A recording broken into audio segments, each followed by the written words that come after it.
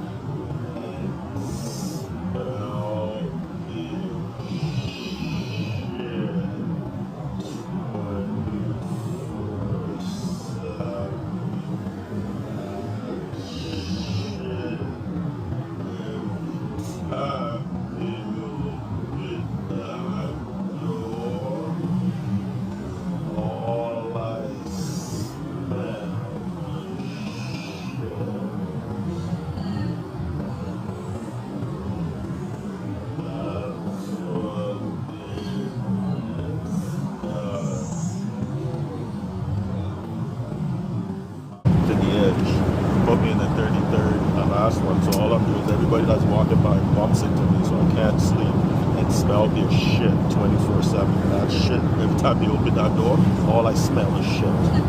That's what it's done. I'll show you what my original flight was and what my seat was and what they have done. They've switched it, put me near a bunch of dead stalkers, sardine it, put me near the toilet. So all I'm smelling is shit and piss for the whole flight. Alright, welcome to Gangstar. Evilest people you ever met. All I smell is shit.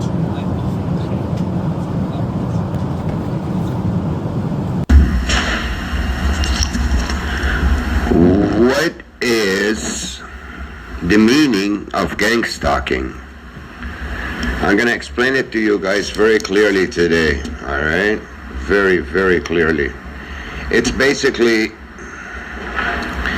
the world that it's surveilling your apartment first. It's a government-backed, not really major government on top, like not, it's covert. It's a covert operation. If you look at it as a covert operation, it's backed from the government on top. So basically what it is surveilling your apartment, putting you in a world of torture, a misery, of negativity. Somebody passes by, tells you a story about something you're missing, you're deprived of, so you can get teased and feel bad about it. It's basically a world with everyone around you that's pretty much an agent for these guys, covertly.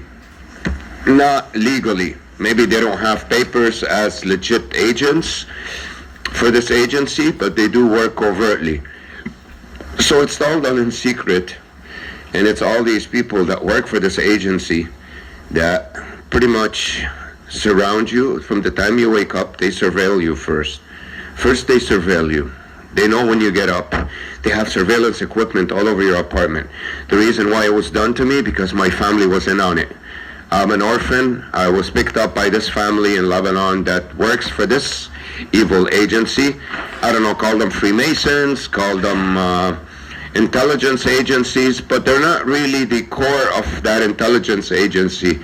It's a special department, a covert operation to dismantle anybody who shows signs of greatness in them, that can pretty much challenge them in the future.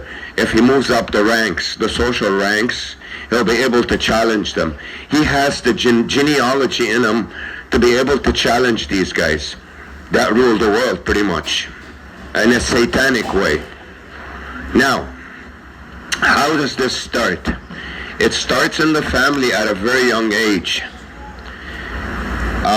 they make a lot of noise around you. They have to introduce you to a lot of noise, because if your world is always busy and noisy, you can't think, you can't concentrate. Now, busyness, noisiness, deprivation of nurture, love, it's sort of a covert way, an indirect way to mistreat you. Ignoring you, not giving you attention, not making you feel special, devalued all the time. Everyone around you is better than you and you're the worst. And in reality, it's the other way around.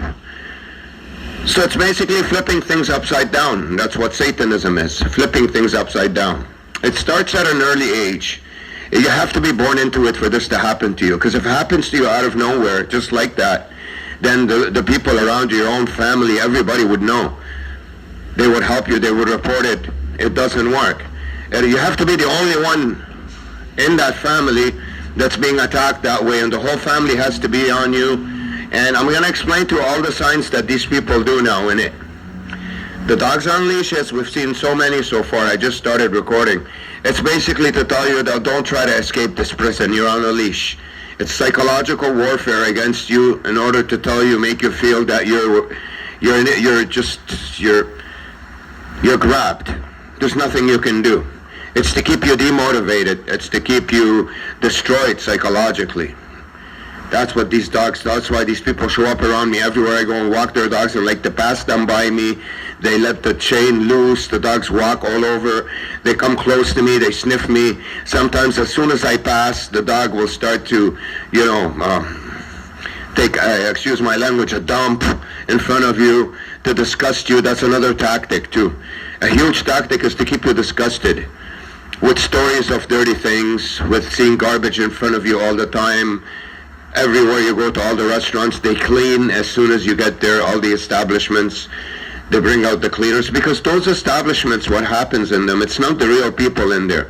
They're on your trail and they precede you wherever you go. So the place that you're going to come into, you think you're going to a normal place, you're not. It's their people working inside. They're replacing all the other people. They do have the power to do this, to replace that store with their own people. And they replace them. So basically, from the time you're young, I was adopted into this family that pretty much abused me. I guess my parents in Lebanon were some kind of righteous revolutionaries. It's got to be something like that for them to pick me up and put me into this misery. Obviously, I do possess a genealogy that would work against these guys, something righteous. So anyways, I was picked up, put in this family that pretty much treated me this way all my life, but not bad at first. At first, it's very limited. I had problems in school. Every couple of months, they try to create a miserable event for you, to try to slow you down from the time you're a kid. My sexuality was activated early in the family, so I can get busy with it and not think of my future. That didn't work. I've always had problems on the outside. Elderly people giving me dirty looks or screaming at me, or even in school beating me up once in front of everybody in the play area. It didn't work. I didn't care. So it's always been this tough guy that was raised in this evil family too, so I can come out broken, destroyed. It didn't work. And then after, what they did is, as soon as I became of age here, they pulled this thing on me on the outside too, 10 times what it used to be, which is pretty much everywhere I go, I meet these people, their people. So it's like a prison. They pull you in this prison of, so you're in a prison. A prison of their own people around you everywhere you go. Your apartment's surveilled, they know. As soon as you leave, these people start to stalk you and cross in front of you like this all day long. Bump into you, one after the other, and noise campaigns. They bring in excuses. They have deals with construction companies to come in and make noise for you.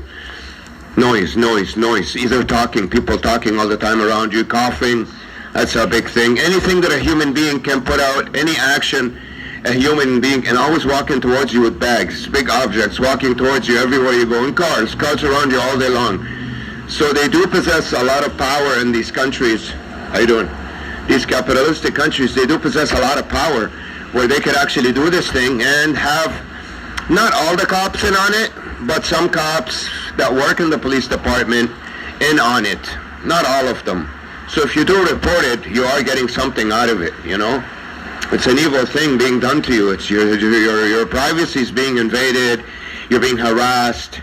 You're being put into this prison. You lose contact with real people. Everywhere you go, they precede you, and they replace everybody there with their own people, so they mistreat you. I know it sounds insane, guys, believe me. It's been 10 months since I woke up. And, man, the more I look into it, the more, you know, this is exactly what it is. You get excommunicated from the world on the outside this way. By everywhere you go, they replace the people with their people. See how she went and touched that, then she walked all the way there? They're supposed to keep pacing in front of you. Do the maximum amount of pacing in front of you. So, what am I going to get for you today? I think I'm recording sideways here, but doesn't matter. We'll try to flip this video sideways. See over there, the guys on the ladder, they're going to start moving now. Also the animals and the birds in your, see another dog on a leash, they're trying to tell you, you know, always dogs all around you all day long. Wheelchairs, people on canes, very unattractive looking people. They're supposed to surround you in this miserable world where you're depressed all the time. All you see is negativity. You hear bad stories, my head hurts, everyone that you get in touch with, that you talk to. I'm in a bad mood, I'm tired. You hear negative stories about them and their wife, or, if you're talking to a woman, she'll tell you bad stories about her and her husband. So you can get demotivated about relationships. Everything negative, everything negative. It's this fake world that's surrounded with negativity that's supposed to break you, and it did, back in my mid-20s. Unfortunately, it took me this long to wake up and realize that it's fake, my world, that they've created for me. Completely fake. A world of misery. That's why I was depressed for so long. Then my own fake brother got me into drugs because of my depression. And a couple years ago, I quit the drugs. I pushed forward, and now I got to this point where I woke up and I realized the misery that's been my life pretty much adopted into, it's basically like the Truman Show, guys. The Truman Show is a bright look on the evil techniques they use in real life. You know, Truman, he's in this studio, he's a movie star, he's the real one in there, everyone's fake, he doesn't know. But this is brainwashed from the time you're a kid. You don't know that you're surrounded with this fake, miserable world full of noise everywhere you go and people moving. And when you approach them, they mistreat you. They don't talk to you in a nice way. You can't deal with them, you can't build relationships with them. They don't have a real conversation with you. All they do is just, whenever they see you, they mention something negative, or give you a dirty look, or tell you a negative story when you sit down with them to make you feel miserable. That's all it is. This is what you're surrounded with 24/7. That's why when I woke up, I looked around and I said, wow, how did I survive this? I must be a very tough guy to be able to withstand all this, torture that I've been put through. And they have a lot of say in financial institutions because they do replace the people there. I don't know how they do that legally. I really don't. Maybe they walk in there with the intelligence agency of that particular country with their badges. They go, oh, CSIS, get out of here, Or because I live in Canada, in the States, I guess it's CIA, whatever the intelligence agencies of that particular country, they work with them. So basically that's all you see, just really... You're supposed to see ugly, weird-looking things all day long. Wheelchairs, walkers, canes, and you're surrounded with this madness, all these cars all the time. Now it's rush hour. Some of these cars may be real, but you can tell from the way they drive. You can feel the car's energy when it passes by you. They're driving it violently. Either speeding when they get to you, either turning into the buildings that you're about to get into, either slamming on the brakes to make noise, revving the engine to make noise, honking, making U-turns right in front of you. Anything to keep you distracted, keep this always movement in your way. Now, if you take all that abuse, you get depressed because your inner tranquility is being attacked this way, even though you're not being touched physically, but your inner, there we go. A lot of kids, a lot of these. This is very famous. They do that. So she works for the devil. Alright guys, that's how they are. It's the way they try. It's not just bumping, just noisiness. A lot of people are working on this now since I woke up last year. A lot have been hired, a lot of new ones. If you're in a prison, you don't have a real relationship with a woman, so they keep on teasing you out there with people, guys and girls holding hands, and it's fake, you can tell, Regardless, it's psychological warfare. They keep on teasing you. If you're deprived from sex, they keep on showing you your type of woman because they do watch you, they surveil you, they know everything about you. Me, from the time I was a kid, so you know how much they know about me. What else? Threatening you. A lot of psychological warfare in it, a lot of garbage trucks, a lot of garbage everywhere you go. People throw the garbage, or they start cleaning, or they spit, or sometimes they pass gas, or you go into the bathroom, they wait for you, they know which place you go into, they, do their business number 2 in the bathroom, wait for you to get in, then they flush the toilet so you smell it. Dirty things like that. Like I said, disgust is a huge part of it. To keep you disgusted because you stay miserable. It's a science to depress. This is what they do, and they do all this covertly, and it's hidden in plain sight. You could pass by a normal person, they can't even tell that this is happening. They'll just look around and see it busy and movie more for about a half an hour if they're on the same bus with you or on the same subway, and then that's it. They won't notice. So it's on your trail always, around you, wherever you go. You're not going to stay in the same place outdoors for more than an hour or 2 or 3. You know what I mean? So that's how it works. All you see all day long in front of you in this world, miserable, torturous world that they create for you, is wheelchairs, walkers, people on canes, people with Down syndrome, anything that's supposed to be negative to a normal person, anything that a normal person would not wish for, and nothing good. Nothing good about it. It's all negative, negative, negative, negative. So you stay depressed, you stay demotivated, you're destroyed basically. It drives you either to commit suicide or to hurt someone. Because you're provoked on a daily basis, followed everywhere, annoyed by all these cars, even planes on top of you everywhere you go. Look. And this looks like a commercial jet. I don't know if they have a deal with certain pilots that are within the organization, the Illuminati or whatever, this intelligence agency, satanic department, organization. But they could be real pilots. They could drive, be flying planes for Air Canada. And they could come to this area intentionally to do this to you because they got a message on their phone. That's how this works. They send them messages. They're spread out all over the city. Wherever they need them, they send them messages. They go over there and they do their part. You always see people walking in front of you, getting in and out of places. Yesterday was Sunday. I filmed a great video for you guys. If you look at it, it's madness. It looked like a busy day on a New Year's Eve. So, but not just the busyness. Don't forget, look what they put out there on your trail, the places that you visit, the places that you go to. They're trying to tell me I'm homeless because they're attacking me, my bank account. They're trying to block my checks. They've been playing around. I have videos. I've uploaded them. Check them out. Look. And always people moving in front of you, in the far view, in the short view, everywhere. And dirt. They come feed the pigeons before you get there so the pigeons can move around and eat and, excuse my language, crap. See this? Look. So this is part of the psychological warfare that they pull, stuff like this, And